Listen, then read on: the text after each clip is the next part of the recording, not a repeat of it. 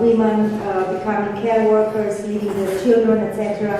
So, and the economic migration certainly has been transformed not only the extended family care system, but also the family life.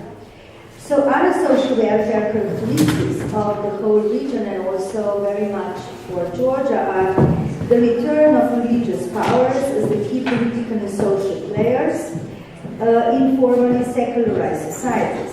Nationalism as one of the most important social signifier that creates a very singular identity, if I use the word of Amartya Sen, the invalidity of the health sector and the lack of the multi-sector approaches in the welfare system.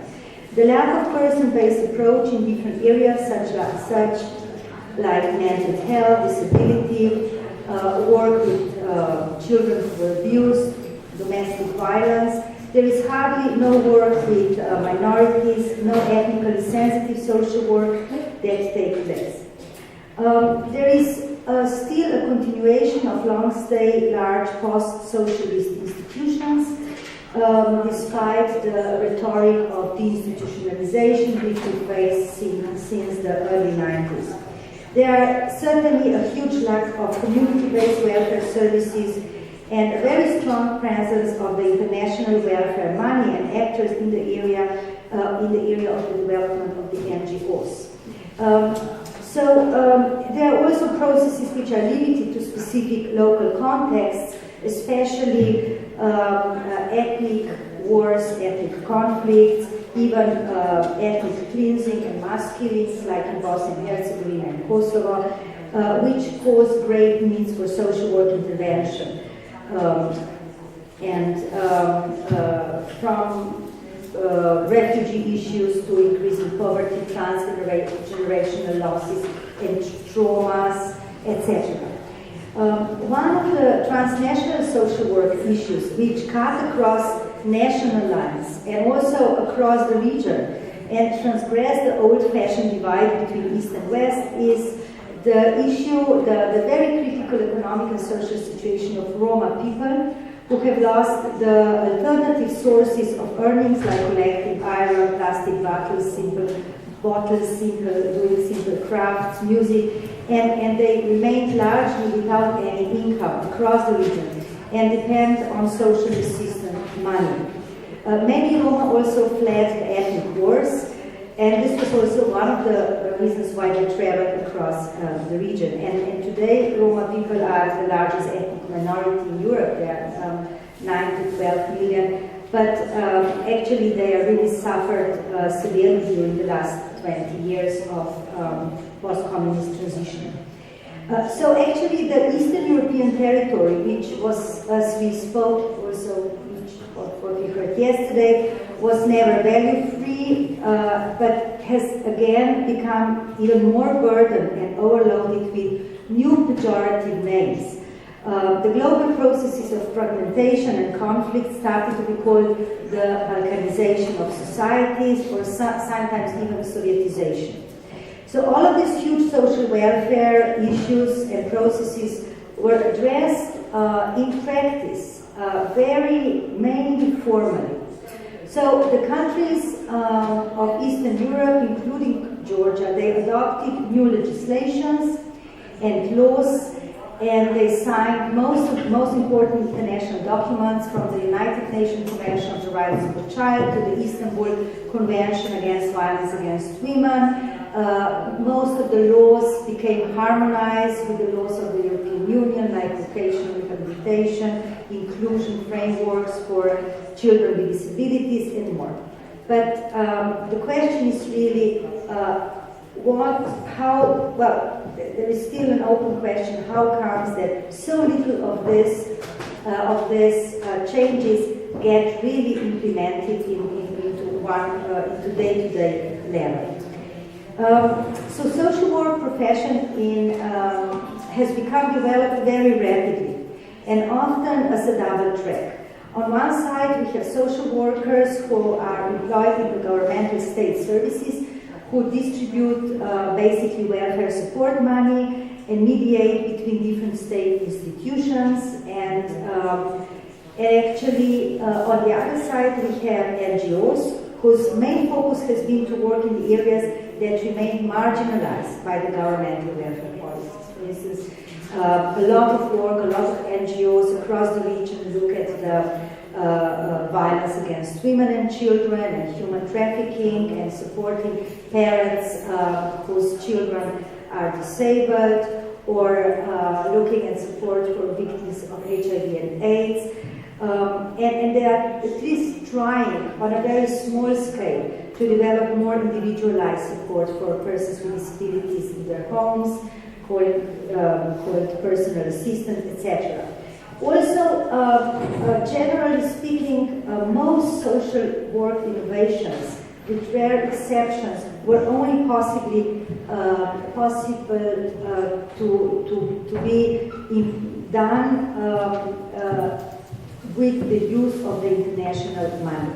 But nevertheless, a very common critique against the over-representation of the international NGOs which offered social services was that they dictated the topics of the concern and often ignored the context and the needs of the local population, creating something that is called by some writers project culture instead of the needs-based provision.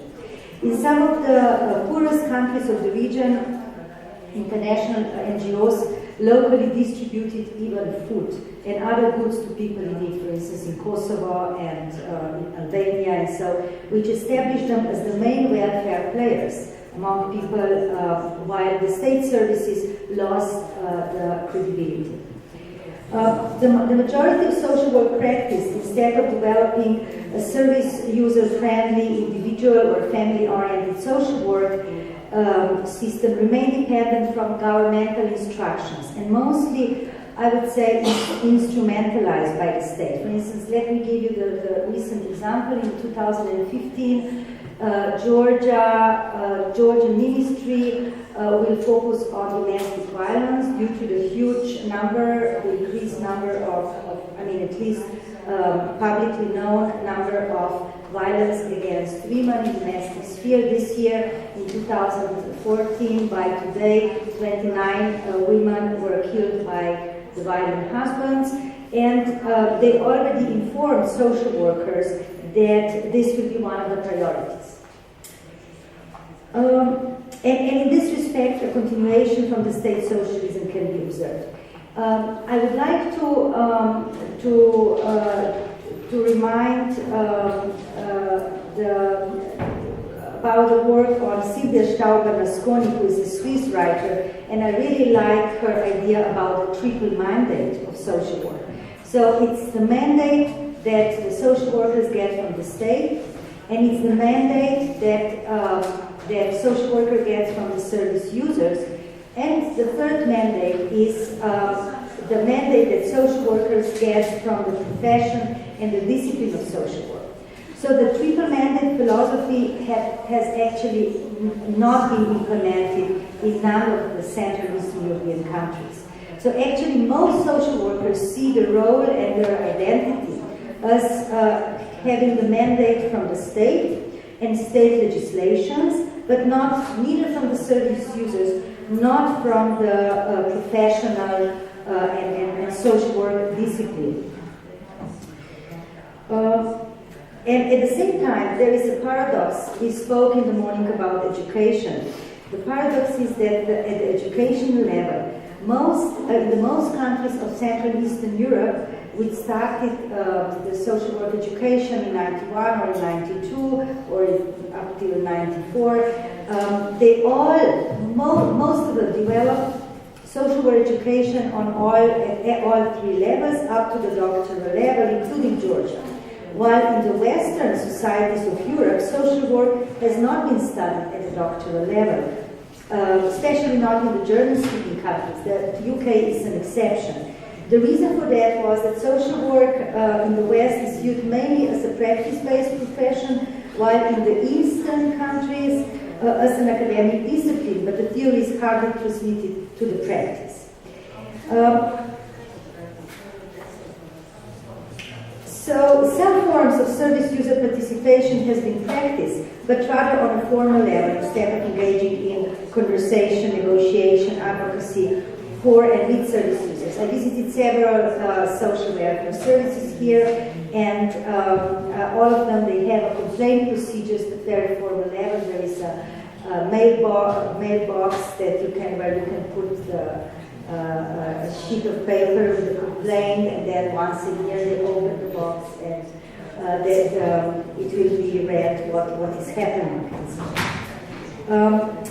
In Georgia, for instance, all of the important laws have been adopted in the area of prevention of violence against women and children. For instance, Georgia has a domestic violence law, there is a gender equality law, but social workers hardly address the issue.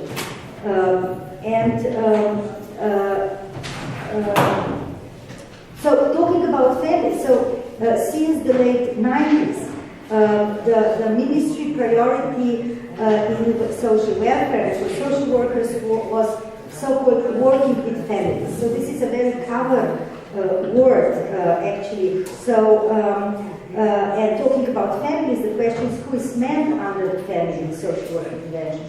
Are these IDP families, ethnic minority families, same-sex families, families with disabled parents, migrant families, or the normative desirable family? The similar situation is in the area of inclusion for children with disabilities. Most of the Central European countries adopted the laws, as I said before, but the question remains who is meant under the idea of inclusion. Are these the minority children? Are they meant as well? For instance, we know today for the whole region that Roma children are up to 10 times more often than the majority children sent to special schools, labeled as intellectually disabled, etc. So there is a professional decision actually, which is based on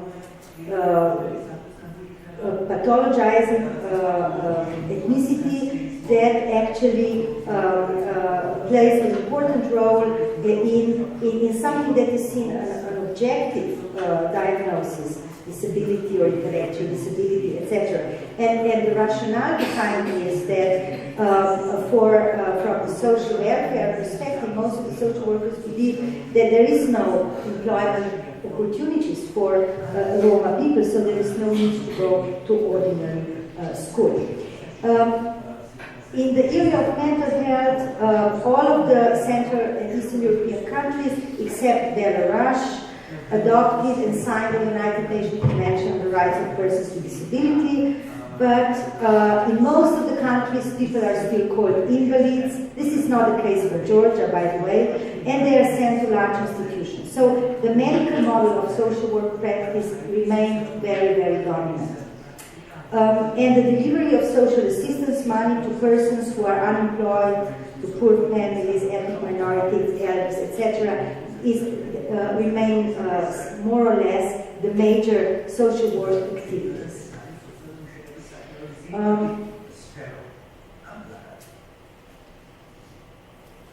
Most of the welfare facilities are located in the cities, so the people in the rural areas very hard to reach them. So there is also the issue of the reachability and so.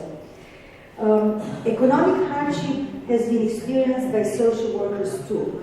There is no research about the impact of poor payment upon the quality of social work practice, but there are some personal narratives that I took, especially in Southeast Europe, that would show that social work practitioners sometimes identify themselves, their own needs and disadvantages with the one with the client. So, for instance, in Kosovo, the director of social work center said, how can I help a person if I don't have the money for local transport myself?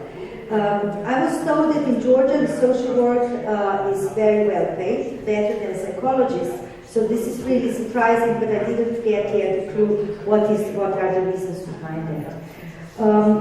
The neoliberal states in most Central and Eastern European countries actually nowadays tries to invest as little money in social welfare as possible. So this is very obvious that actually most of, as I said before, if the international donors would go out of the countries, actually a lot of areas of social welfare would just simply disappear.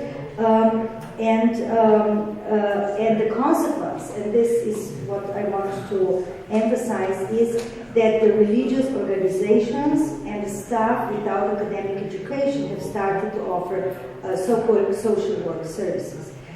These organizations have become sometimes the only sheet anchor for people in extreme poverty, and it seems to me that the two parallel processes exist in the region.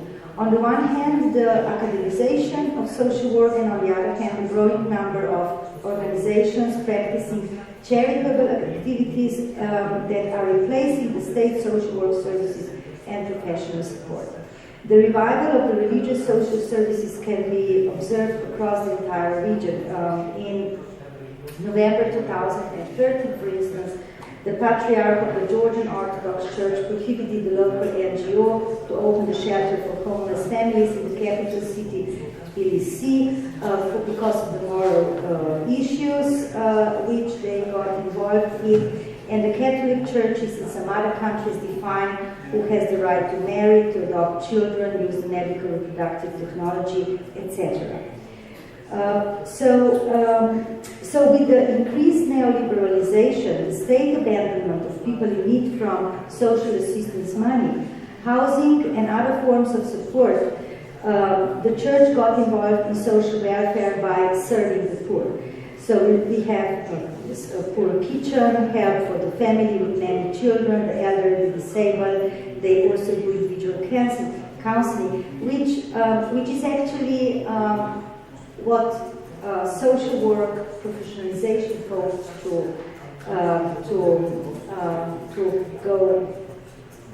to actually overcome, and it is against the social work principles.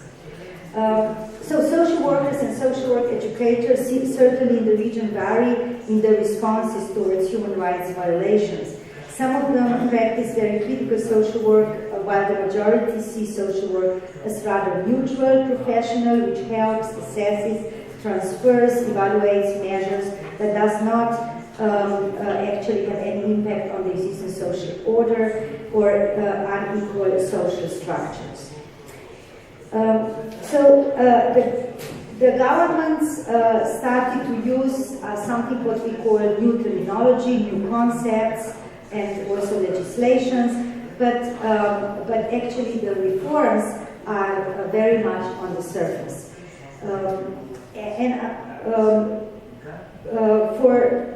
I can say that the societies remain very much paternalistic and authoritarian, while social work in its roots actually and core principles is a democratic discipline, which has historically fought for both, for redistributive justice as well as for recognitional justice, or the recognition of difference and diversities. So just to show up, actually to ask, give an answer just very briefly why I think this is the case. There is a huge lack of the history of social movements in this part of the world, and actually social movements like women movement, mental health, disability, etc. They all highly influence the social work practice, and this is still somehow what is lacking. And definitely what also occurred yesterday, the very notorious lack of respecting of differences, diversities, etc., is still something that leaves a feeling of humiliation among many people who use social welfare services in the region. Thank you very much.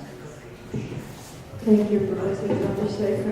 There will be time for discussion until we hear our second presenter. So.